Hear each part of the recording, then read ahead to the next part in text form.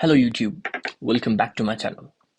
I'd like to inform you that I have created two series of video. First is ECG made easy, compatible to the basic science, that is basic science MBBS student, nurse and other medical students. Second series of video will be ECG made compatible to the clinical science students like me. Under these two headings or these two series of video, I have created two videos, part 1 and part 2. Part 1 is to the point, part 2 is explanation of the part 1. This video is to the point and this is for basic science student, and I will make this video as much uh, short as I can. Let's start. Okay, so what is electrocardiogram and what is electrocardiograph? See, this is graph, means this is the instrument. So what is electrocardiograph? Electrocardiograph is defined as the instrument or device which measures the electrical activity in the heart in the graphical manner. Electrocardiograph. Electrocardiograph is an instrument or device which records the electrical activity of heart in a graphical manner. So what is electrocardiogram? Electrocardiogram is the electrical activity on the heart which gets recorded on the graphical manner. Graphical representation of the electrical activity of the heart.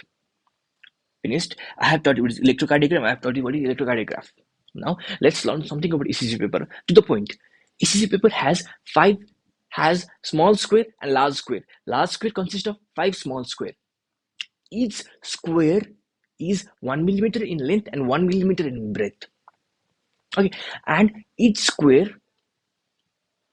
when you go through the horizontal, they are made up of 40 millisecond. Each small square is made up of 40 millisecond and each large square is made up of 200 millisecond. When you go to vertically, each small square is made up of 0.1 millivolt and each large square is made up of 0.5 millivolt. How I have said 40 millisecond and 200 millisecond is that one small box is 40 millisecond, 5 small box is one large box, means 5 into 40 is 200 millisecond.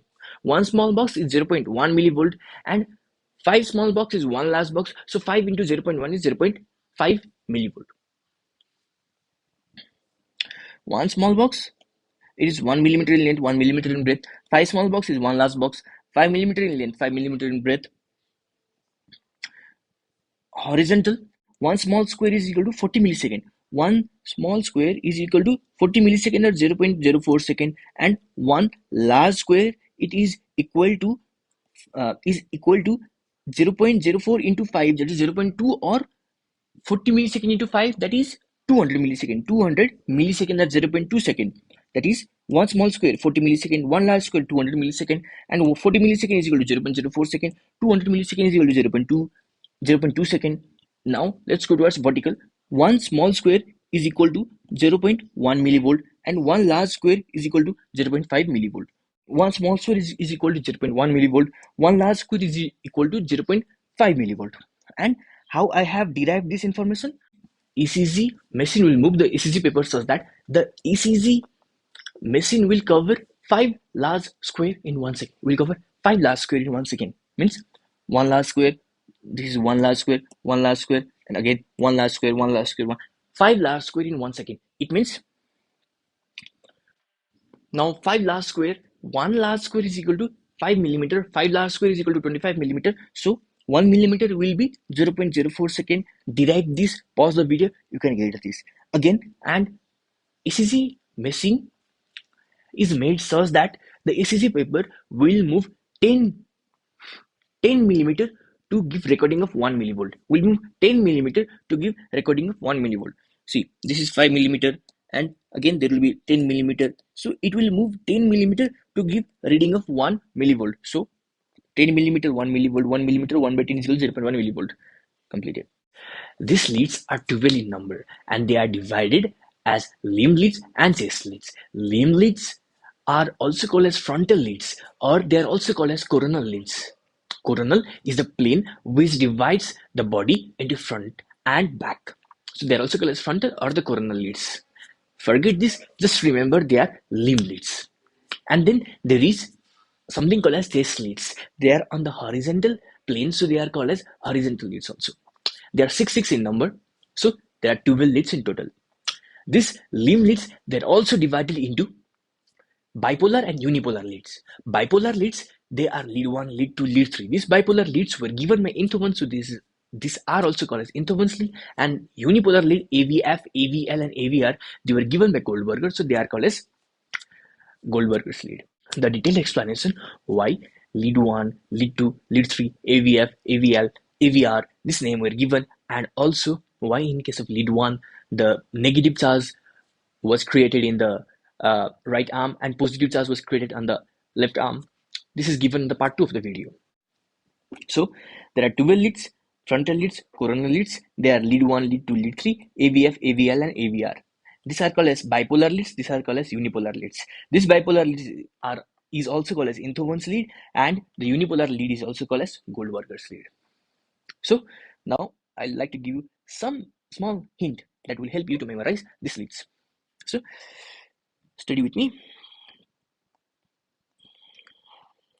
This is right arm, this is left arm, this is left foot. Since the heart is oriented towards the left foot of the body, so I have kept this as the left foot, not the right foot. The right foot is used for ordi. Now, one fact you have to remember is that the AV note and SA note, the SA note and the AV note. SA note will generate the impulse that will travel to AV node through the internodal pathway, and from AV node through bundle of his, it will travel through right bundle branch and through left bundle branch, and then through the Purkinje fibers, and the wave of depolarization will spread to the ventricles of the heart. So in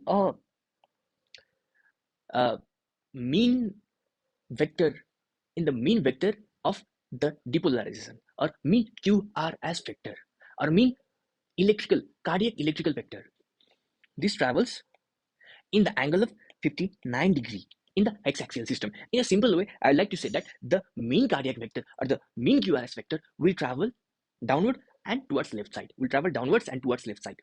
First thing. Second thing, whenever you will listen travel of the electrical impulse, replace the electrical impulse through positive charge. Okay, now listen. If the positive charge will travels toward the positive electrode, then in ECG there will be positive deflection. When the positive charge will travel away from the positive electrode, then this will give downward deflection. So by keeping in mind these two facts, Eindhoven designed the electrode such that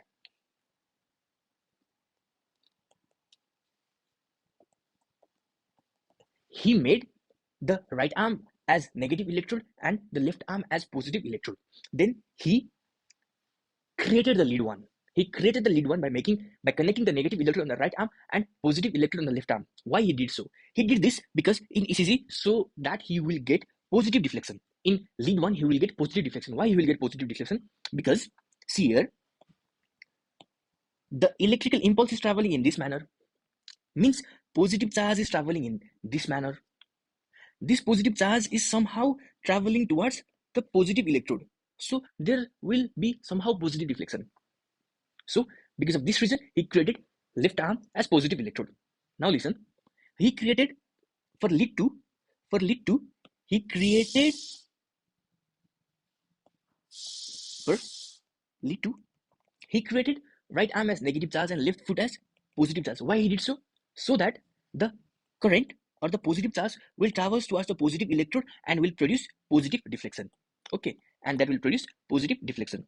Now for lead 3, what he did is that he created left arm as negative charge and I'll replace the color. Left arm as negative charge and left foot as positive charge, so that the electrical impulse or the positive charge will reach the positive electrode to produce positive deflection. Okay, now what would happen if in place of creating this left arm negative, he had created positive and negative charge and negative charge. If he had done so, then see, this current would have traveled to the negative electrode. To the negative electrode means it traveled away from the positive electrode. So the deflection in the lead 3 in this case would be in the opposite side. So this is only the reason why interval created charge in this manner. So the easier for you to remember is that the travel of the electricity or travel of the charge is in the positive electrode which produce the positive deflection. So create this as positive. Okay. Remaining everything treat it negative. Like right arm is negative, this is positive. And in case of lead 1, right arm is negative, something should be positive, so this is positive. In case of lead 2, right arm is negative and foot is always positive, so lead 2. So this is the way lead 2 is created. In case of lead 3, foot is positive, so the left arm should be negative. So this is the way the intervals created the um, lead 1, lead 2, lead 3 and electrodes as per their charge. Okay, so now you can easily remember lead 1, lead 2 and lead 3. Now for remembering AVF, AVL and AVR, see this in a proper way.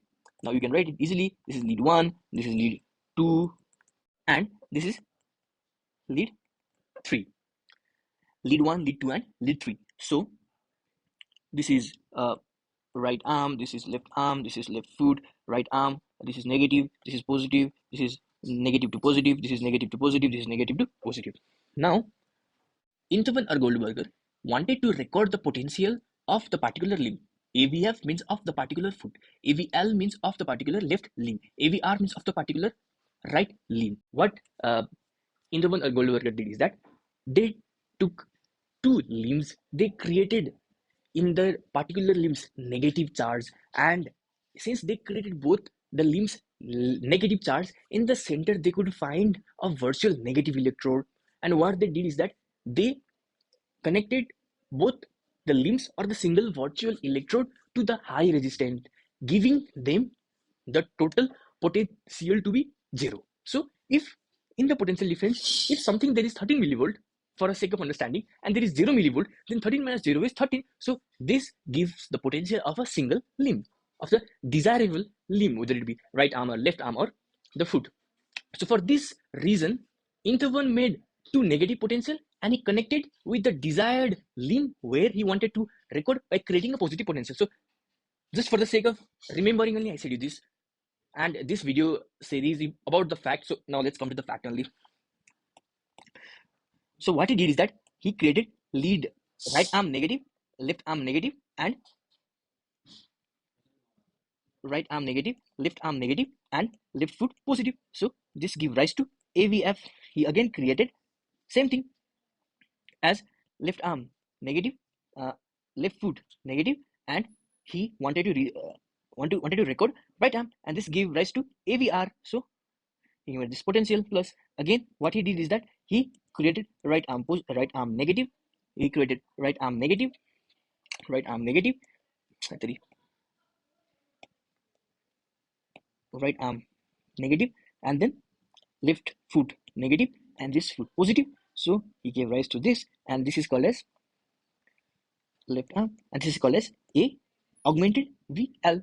So like this, these leads were given name, and this uh, charge were according to the fact of getting positive reflection on the ECG. Finished. Now let's come back.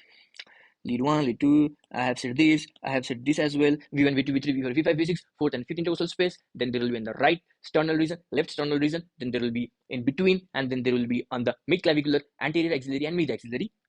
Can you say me the name of the lead which sees the particular surface of the heart, whether it is lateral, whether it is anterior, whether it is septal?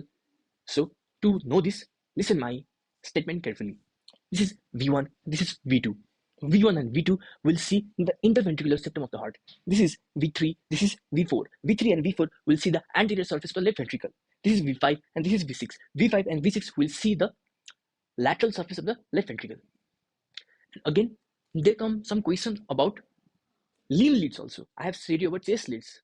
Can you say me limb leads? We see the inferior surface of the heart, we see the lateral surface of the heart. So to know this answer, we have to remember X-axial system of the heart. So in a beautiful manner, I'll just like to explain the hexaxial system of the heart to the point which I will be explaining detailedly on the part 2 of the video.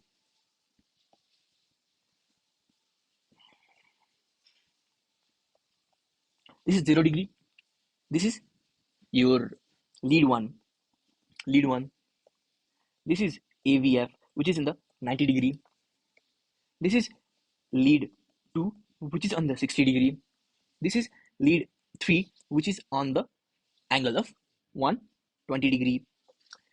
This is which is in the angle of 150 degree, which is at the angle of 30 degree. Now anything above the straight at 180 degree is negative. So this is negative minus 150 degree. This is negative minus 30 degree. Now the way to remember this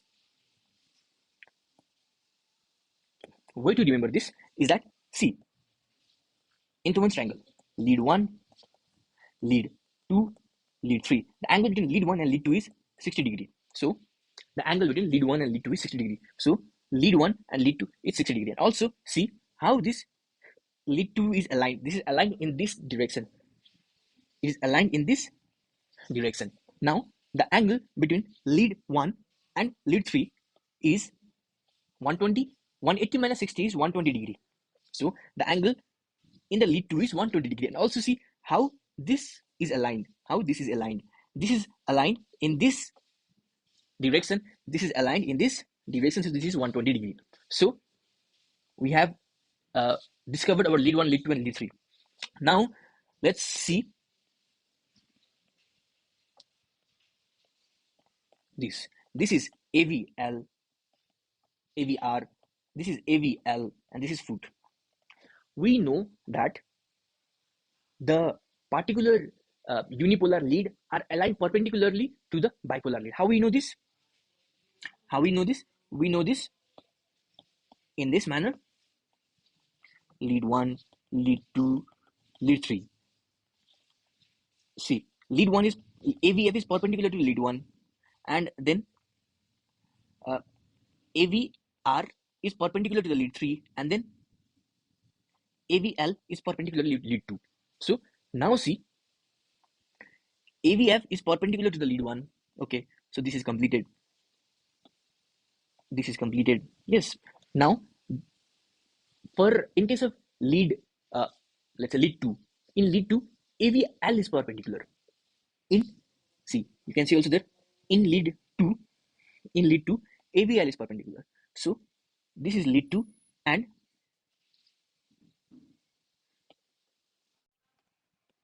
in lead 2 AVL is perpendicular. And now this is 90 degree, this is 60 degree, so this will be 30 degree. Above parallel line or 180 degree line, it will be minus, so it is minus 30 degree. Okay, now lead 3 is perpendicular to AVR. Okay, TSRE, 3R AVR. So lead 3 is perpendicular to the AVR. This is 90 degree. And also we know this one is from here to here, it is 120 degree. Then this is 60 degree. So this is 30 degree. So from here to here is 150 degree, because 180 degree minus 30 degree is 150 degree, and this will be minus. So this gave rise to AVR being 150 degree, minus 150 degree. Now after knowing this fact, now see lead 3, lead AVF, lead 2. These are the inferior surface of the heart. What? Lead 3, lead AVF, and lead 2. These are the inferior surface of the heart. Now of the lateral surface of the heart, AVL, then lead 1, along with V6 and V5, they are the lateral leads. What? AVL, lead 1, along with V5 and V6, they are the lateral lead. Now yes, we can now easily read that. V1 and V2, they are the septal lead. Most commonly, they are the septal leads. V3 and V4, they are in the anterior aspect of the left ventricle. So they are anterior chest leads, anterior of the left ventricle. V6 and V5, they are lateral chest lead. They are the lateral of the left ventricle. Now see, lateral surface lead, which we have combined with chest lead and limb lead. Lateral surface lead are AVL 1, V6 and V5. AVL 1, V6 and V5. Inferior surface lead are 3 AVF and 2. 3 AVF and 2. AVF 2 and 3. Then septal leads V1, V2, anterior leads. You see, leads for cavity of heart is AVR. Lead for cavity of heart is AVR 11. So this lead sees the heart from the right shoulder. Okay, so now we have completed hexaxial system. We have completed leads. Now this all can be easily remembered. Now just I will read this thorough because you can understand this. Lead 1 is created by joining the electrode to the right arm and left arm, negative electrode to right arm, positive electrode to the left arm, and then this connection will give rise to lead 1, and this is the lead axis of lead 1, this is the lead axis of lead 2, this is the lead axis of lead 3, and we know this is negative charge, positive charge. Right arm is negative charge, foot is positive charge, left arm is negative charge, left foot is positive charge. And I have already told you about lead 1, lead 2, lead 3 also. And yes, I have already told you right foot acts ground, as a grounder. It helps to protect through the shock. What is Interference law? Interference law means lead 1 potential plus lead 3 potential is equal to lead 2 potential. This will be explained in the part 2 of the video. So everything is explained. What is interference triangle? The lead axis of all three leads all will give rise to equilateral triangle. The lead axis of all the three leads will give rise to equilateral triangle, and that is called as interference triangle. So this is also created and has also been explained. What is lead 1, sorry, what is AVF, what is AVR, what is AVL. Both right arm and left arm are kept negative and foot is kept positive to give AVF. To give AVR, both left arm and foot are created negative, and AVR is created, right arm is created positive to give AVR. For AVL, see, right arm and left foot both are created negative, and this left limb is created positive, so this will give rise to AVL. And from this we can complete our discussion on hexaxial system. The shortcut to remember have also been told by me in a simple way by just calculating the angles, 60 degree, 120 degree, and by this way of remembering the angles.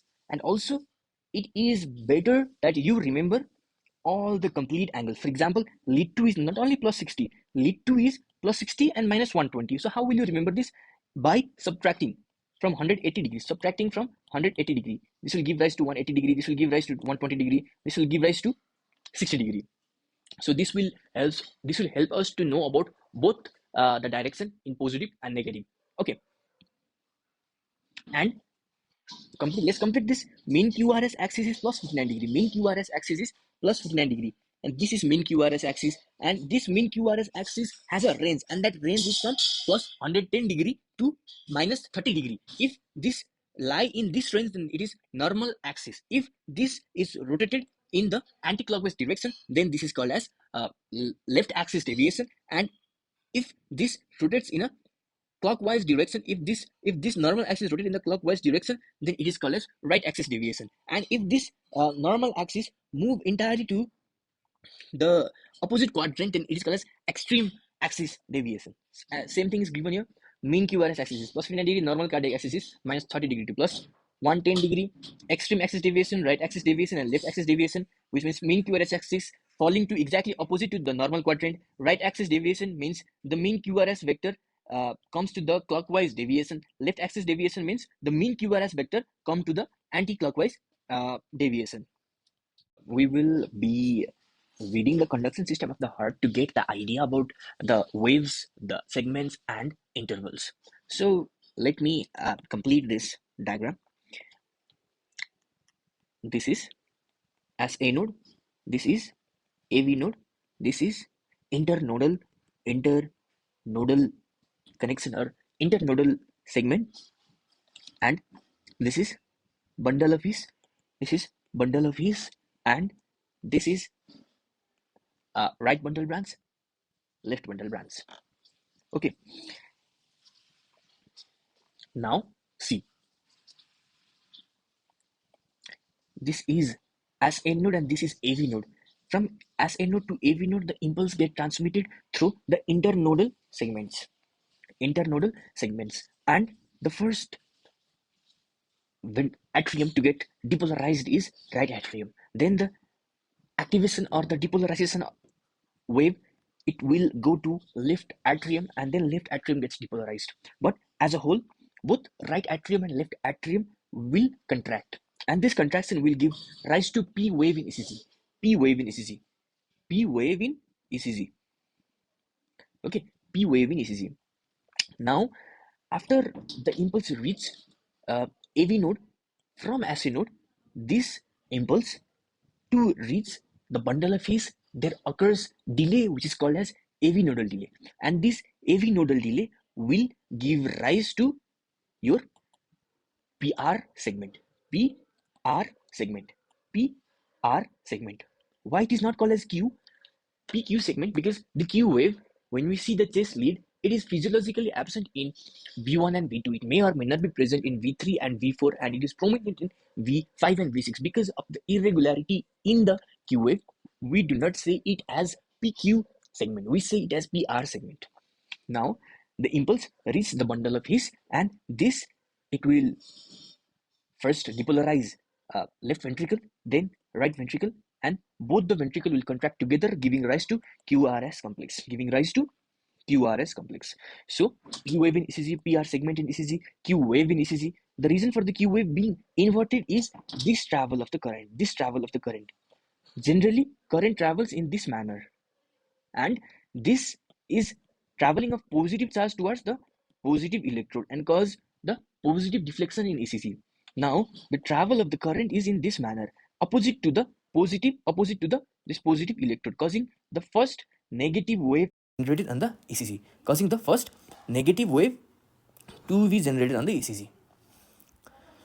So the reason for the P wave, PR segment, Q wave, and QRS complex has been discussed by discussing the conduction system of the heart. In conduction system, the important point to know is SA node, AV node, internodal segment, internodal branch, then bundle of His, then right bundle branch, left bundle branch, and then the ramification of the branches to give Purkinje fibers. So it's very easy now. This is P wave, this is Q wave, this is QRS complex, T wave, and U wave. The reason for the U wave is certainly defined, but the U wave, if we find it in ECG, that does not always mean that is pathological condition. So what is the reason for the U wave? The reason for the U wave is papillary muscle late repolarization of papillary muscle and late repolarization of the Purkinje fibers. The reason for the U wave is that. The reason for the T wave is ventricular repolarization, not atrial depolarization. The reason for the QRS complex is ventricular depolarization. The reason for the P wave is atrial depolarization. The reason for the Q wave is septal depolarization. Where is atrial repolarization? Atrial repolarization is masked by QRS complex or ventricular depolarization. P wave, Q wave, QRS complex, T wave. Atrial depolarization, first negative wave in ECG, septal depolarization, ventricular repolarization. Now, segment. What is segment? Segment is a line. In this ECG, where you can see line, we can see line here, we can see line here. Yes, we also can see line here, but since U wave is not seen mostly in physiological condition, we do not say this or this person as a segment or isoelectric line. So there is PR segment and there is ST segment. There is ST segment and there is PR segment. I already said why we do not say PQ segment. So PR segment start from the end of the P wave to the beginning of the QRS complex. It means AV nodal delay. It means end of the atrial depolarization to beginning of the ventricular depolarization. Into the atrial depolarization to the beginning of the ventricular depolarization, P wave, QRS complex. Now this reason will be explained in the part 2 of the video. ST segment. When we discuss ST segment, we discuss about J point. So the end of the S wave is termed as J point. J point means joining point between ventricular depolarization and ventricular repolarization, and this J point is an isoelectrical reference point, the reason for which will be explained in the part 2 of the video. ST segment, end of ventricular depolarization, beginning of ventricular repolarization. See, end of ventricular depolarization, end of QRS complex, then it is beginning of the ventricular repolarization, beginning of the ventricular into the ventricular depolarization, beginning of the ventricular repolarization, and this will be discussed in the part 2 of the video. Just read this statement. J point, it is end of S wave, it's isoelectric point, and reference point. What do we mean by this will be discussed in the part of the video, but since this is to the point video, so I am not saying here because the video will be lengthier. Discussed. Interval. Now interval means wave plus segment. There are 3 interval and there is RR interval as well. I have said this as a third interval and I have not written this because RR interval helps us to give or know about heart rate, and this will be discussed on the series 2 of the video, which is ECG Med compatible for the clinical science MBBS student. Now PR interval, this denotes the start of the P wave to the start of the QRS complex. It means start of the atrial depolarization to the AV nodal conduction.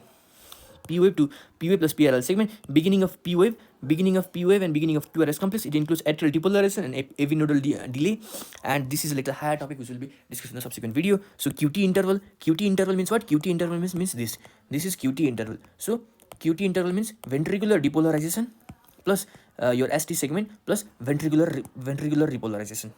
है तो QRS complex plus ST segment plus T wave. Beginning of the QRS complex means beginning of the QRS complex to end of the your T wave. Beginning of the to end of the T wave, ventricular depolarization plus ventricular repolarization, this complete ventricular activity, this and this both are higher topic which will be discussed in the part 2 of the video. Thank you.